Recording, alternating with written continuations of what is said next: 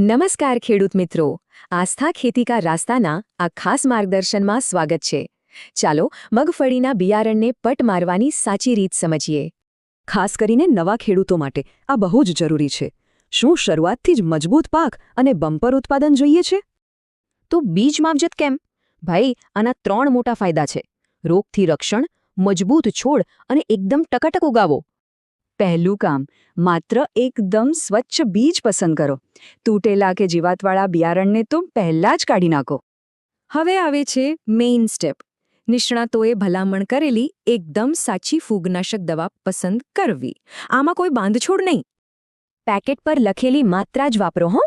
થોડી પણ વધુ કે ઓછી માત્રા આપણા બીજને નુકસાન કરી શકે છે. હવે રીત સમજીએ.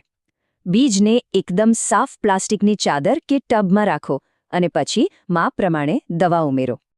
બસ, હવે તેને હાથ કે વાસણથી ધીમે ધીમે મિક્સ કરો. ધ્યાન રાખજો, બીજ જરા પણ તૂટવા ન જોઈએ. આપણો ટાર્ગેટ શું છે? મગફળીના એકે એક દાણા પર દવાનું એકદમ સરખું અને મજબૂત કવચ બની જવું જોઈએ. સૌથી મોટી ભૂલ અહીં થાય છે. બીજને હંમેશા છાયામાં જ સૂકવજો. સીધા તડકામાં સૂકવ્યા તો દવાની અસર ખતમ.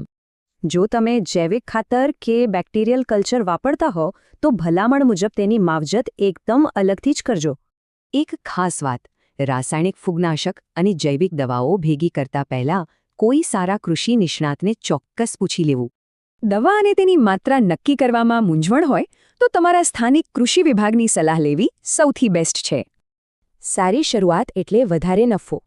બિયારણ વાવણી માટે તૈયાર છે. આવા સરળ માર્ગદર્શન માટે આસ્થા ખેતી કા રાસ્તા ફોલો કરો.